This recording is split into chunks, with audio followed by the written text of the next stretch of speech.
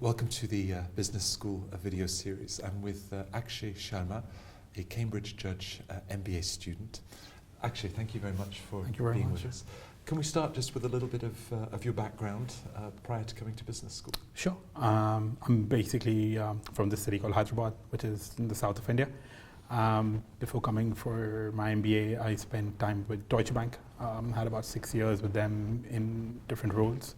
Started off in the middle office as a trader's assistant in London, then worked with them in Frankfurt, and then in Singapore, then in India.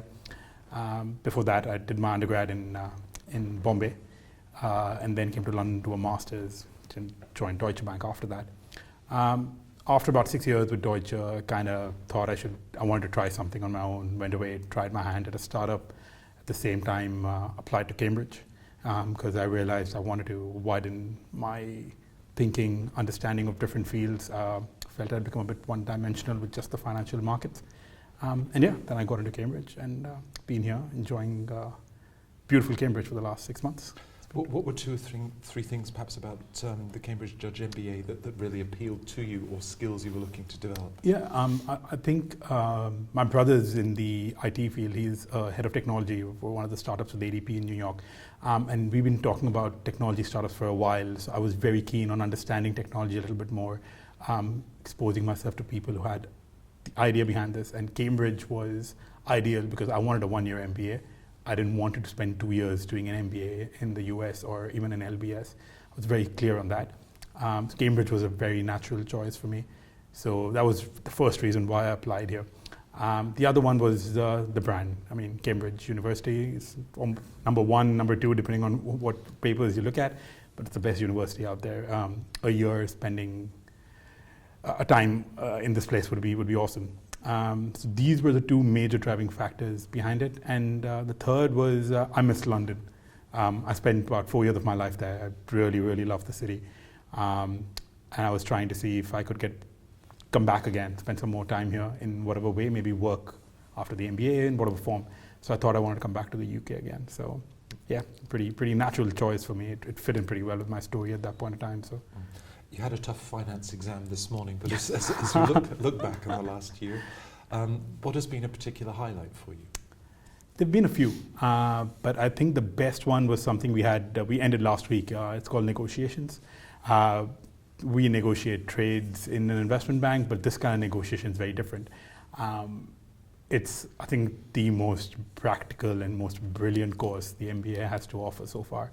We were put in a situation where we were debating different things. In one class, you're a corporate trying to build a port where you're literally dealing with labor unions, banks, other ports are involved, and you're trying to negotiate how to build a new port. On the other hand, the next class, we were dealing with the 9/11, the building of the Freedom Towers. So you're a part of the commission that's negotiating with the family, with the state, with the city. And you understand what goes into it. Emotions is a big part. How do you deal with emotion in a negotiation? You need to talk about money and profit and emotion at the same table, and people have different priorities. So you need to be ready to wear different hats. You need to change the way you are. I made a few mistakes in those sessions. I ended up on the wrong side of certain deals, but then when I went back home and I'm like, I know what I need to do if I'm in the situation again. So I think that's definitely been the best part about it. There've been a few others. The strategy course was absolutely amazing. It's ranked number 6 in the world, so it's an absolute beautiful course. The Allegra is awesome. But I think the negotiations it's been my favorite experience so far. Now, of course, you share that negotiation with the classmates coming from 47 other nationalities. How does that make a difference in terms of what you're learning for strategy, negotiations, or any other parts of it? I think that's a very crucial aspect, again, when you come down to Cambridge for an MBA. 47 countries with people who've worked for 6 years, at least, on average. It's been awesome. They have different perspectives, different takes, and I think I understood the importance of actually understanding the individual you're negotiating with. I did this in my last negotiation class. Till then I didn't get it. But you start seeing who's in your team and you're like, okay, I know his story and I know how he might think because he's playing this role. So it's important to your research in a negotiation, for example, understanding where they're coming from, because I think people's personal stories, their background has a big influence on how they think, what is important to them. Are they driven by money? Are they driven by emotions? Are they driven by values? It comes from who you are, where you've worked. So that has been pretty awesome for me. I mean, I worked in an international bank before, so you could say, I always thought, I knew how to deal in an international team. This is very different. I've learned a lot about myself. I know what I need to improve on. I've tried. I don't know how much I've succeeded, but I'm still working on things. But it's awesome. It helps you realize what you're good and what you're bad at. So looking at some of the challenges, perhaps also, was there a moment when you thought to yourself, why did I choose to put myself through all of this? I think the biggest challenge on the Cambridge MBA is time. I think I signed up for a lot of things outside the MBA. I row. I'm playing cricket for my college club now. I've joined a startup as a CFO. I'm involved with something called Cambridge University Entrepreneurs, which is the oldest student entrepreneur body out here.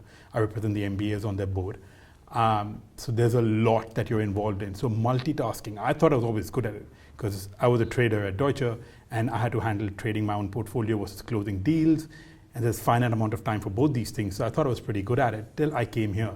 This has taught me time management at a whole new level. This is, I don't know, if you're working on a trade in a bank, you're on it for like 2 months and then you get some breathing space. I've been in this thing for 6 months and there is no breathing space. It's been amazing. So there are times when I look back and I'm like, I should not have joined the startup. I should not be rowing at 5 in the morning when it's minus 5 degrees outside. But I think the experience has been brilliant. I wouldn't trade it for anything in the world. The MBA is a big investment in time and in money, and you mentioned focusing on a top 1 year program. Yeah. How did you finance your studies? I managed to save some money, so that was pretty good. Mom and dad chipped in a little bit towards the end. Ran a bit short, but it came on my own. I didn't want to take a loan. It was a very conscious decision. I saved up, planning towards the MBA because I'd done a master's before with a loan, and the pressures that brings in terms of finding a job, I didn't want that this time. I wanted a bit more freedom in trying to explore other opportunities. I don't know what kind of industry I might end up going in after this, so I thought I want some freedom. So I started saving up a little bit. Mom and dad obviously play a big role in a big investment for a year. So yeah, it was pretty much financed on my own. Now you're exploring several options. How has the business school helped to open up those different opportunities for you? I think I'm exploring them because of the business school. I was always very keen on exploring 2 sectors in India as the country grows. One is education and one is agriculture. I think as population grows, both of these become very important. I met somebody out here who's got a certain kind of technology that I believe will be very useful in India. I'm going back home end of this week to try and see if it's feasible to take this technology. I'm very keen on trying to see if this will work. I've gotten involved with a startup here in Cambridge that helps children in India in terms of education. It's called Madanu. I'm very excited to be working with them. So we're trying to strategize how do we enter, whom do we partner with in India. So it's only happened because I'm at Cambridge. I don't know if I would have put myself out here if it wasn't for my involvement in different spheres out here. They have an Accelerate Cambridge program out here, which is phenomenal. The people who run it are just awesome. I just turn up and I ask them, I have this idea. And they'll be like, oh wait, I know somebody's doing something similar and he's actually already working on it. Just connect with him. So they understand that you don't have to reinvent the wheel. It's just a matter of bridging the knowledge gap that's out there. And in that aspect, people are very, very helpful. It's a phenomenal place to come and try out different things. You've already been very active in clubs and yes. activities. How do you then see, as an alumnus of the school, how do you see that network also contributing to the next few years of your development? I think it's going to be huge because in an MBA class, people are passionate about different things. So people have their hands in a lot of pies at some point. They clearly have to pick one as a profession. But I think their interest in other fields still lie, and they're always exploring opportunities. I know a couple of my friends and me are finance guys out here, and we've talked about trying to be in touch to explore opportunities to invest in different countries. So something like that doesn't happen. You literally have a class here from 45 different countries. Now you're talking about the chance of literally building a network on these countries. Include alumni of the past who have been really friendly every time I've reached out to them. It's amazing. It literally gives you access to the world, any area of the world, any industry, any sector. So if you're keen, all you have to do is get in touch with somebody in the MBA office, say, I want help understanding this, and they almost have a name for you every time. So it's a very crucial factor, and I really hope that I can be a part of that clog at some point. It'll be handy. I think it'll be very useful for the classes coming in and for us just to tap into people who've been a part of the business school. Right. Now, of course, it's competitive to get into the program. Looking back, do you have any advice on the admissions process for the Cambridge Judge MBA? That I think is one of the hardest ones. I think the first one I'd advise anyone applying is do not take a rejection hard. It's not that you're not good enough. That school just isn't looking for somebody like you. I think that's the hardest part, because people apply to the Harvards and the Whartons of the world, and everyone wants to get into the best schools. But I think you need to understand what you need to get out of an MBA. I did that, and I managed to get into this one. Same thing applies for them. If you really are convinced that this is a good fit for you, that's the first test you need to do. What are your ambitions? What is that school focusing on? Is this a good marriage? And if it is, then by all means, you should apply. Great. Well, I'm delighted that it's such a positive experience. Akshay, thank you very much for your time for this interview. Thank you very much.